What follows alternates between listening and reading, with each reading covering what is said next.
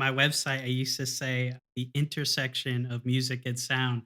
A bit of a marketing ploy, but I also think that some composers you may know who say, music is sound, sound is music, this relationship of the two. I always resonated with that artistically. And I've always felt like my sound design work has fueled my music work, and my music work has fueled my sound work. Now that I'm really only doing music work and a lot less sound work, it's been interesting sort of like putting it all into perspective. I think the creative side of sound design reminds me a lot of like orchestrating. Sound designers are thinking about, okay, is this sound source very tonal, but not tonal like keys, but like having actual pitch, discrete pitch, maybe the more like accurate description of the term tonal. And they might differentiate between sources that are noise based and tonal. So, if you have a metal pipe that would resonate and have a discrete pitch and be very tonal. But if you have, say, a blast of white noise, well, that's very noisy, such a broad frequency spectrum. And so I always really connected that with like maybe how I orchestrate. Like, Mm. I don't know, if you put a slap tongue on a saxophone with a snare hit, you're going to have a very percussive sound and you can alter the timbres and whatnot. And I think that's really connected to how sound designers think as well. And I find a lot of sound designers started as composers too. They feel connected to the sound design process before they even get into sound design. Now, there is like a lot of technical difference in the workflows. I mean, we all use DAWs for sure, but sound designers have a larger burden on them for sort of using what we call middleware. These are the programs and softwares that you use to get sounds and music into a game. So we have all the game engines. The middleware connects the game engine to the audio, so to speak. And that was a big difference in my work. I became really proficient at the coding and using middleware. So I became very technical at the same time. And that's very removed from, say, maybe like the traditional game composer process. But what it is connected to is maybe something like Super Collider or Max MSV. Very familiar where, you're sort of designing technical systems and trying to, sort of emit sounds in a unique way. So for those of us who play video games, which I am someone who does that, so and I'm sure many people listening have at least played some video games at some point in their life. I think we all would recognize, okay, this is the music. Like there might be, especially in these newer kind of like PS5, Xbox, Mm. Nintendo Switch games, like it might be like orchestral sounding music or something like that. How would we recognize a sound that's been designed by a person in a video game? Is that everything else? Is someone creating that from scratch? In general, people are creating the rest of the sounds. Like let's take a recent game like God of War, Ragnarok.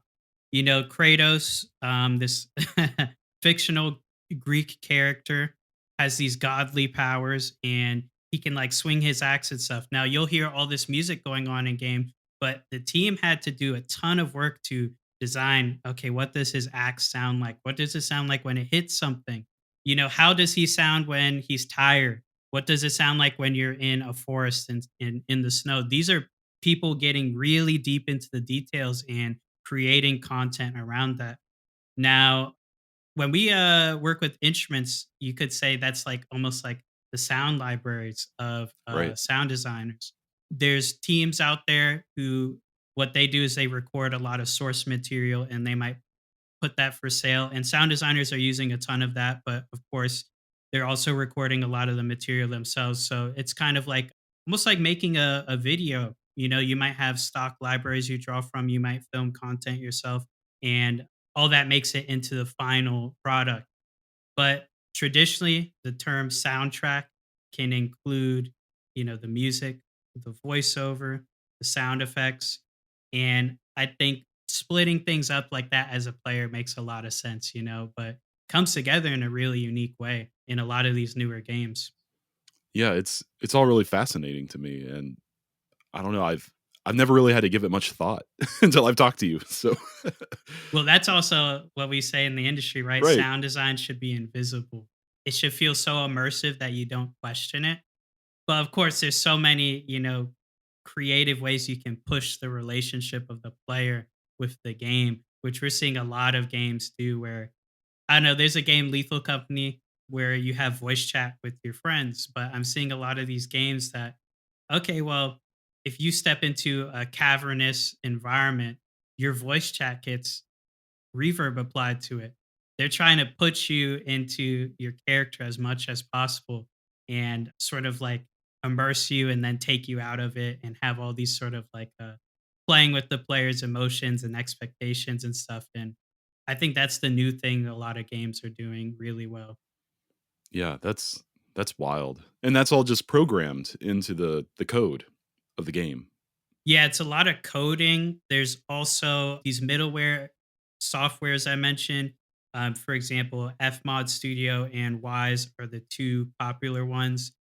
They allow people like us who come from a more audio oriented background to access these features that will let us do things like okay, you can put your music in and crossfade it, or you can set up deep programmatic controls like for example, I was working on a project where we have different music based on the biome you're in. So if you're in a forest, you're in a desert, things like that. And then what kind of layers creep up in intensity when your health is low. Sound designers are doing this with their sounds as well. I mentioned God of War. I love what the team did on that game. They'll do something like this enemy is about to hurt you really bad compared to other enemies. So they'll be a bit more louder to you. Mm. And that's an invisible way of directing your attention as a player. So they got this stuff down to a science really.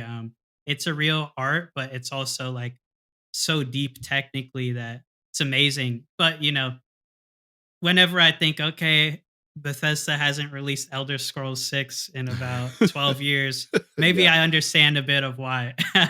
Yeah, they just keep re-releasing Skyrim. Yeah.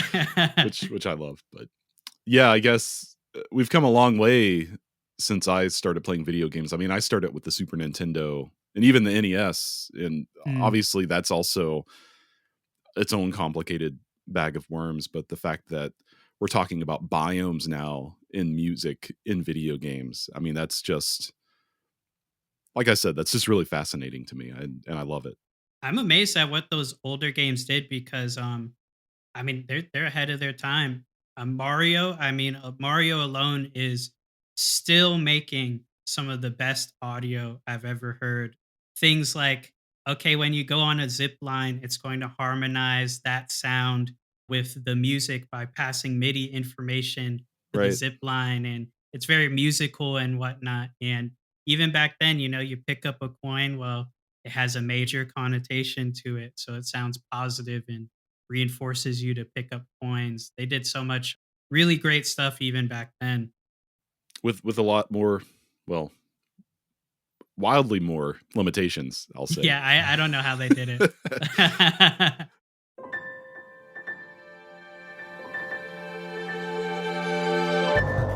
Thank you so much for tuning in to Micromaker by Loose Leaf Transmissions. We hope you enjoyed this brief glimpse into the inner workings of the creative life.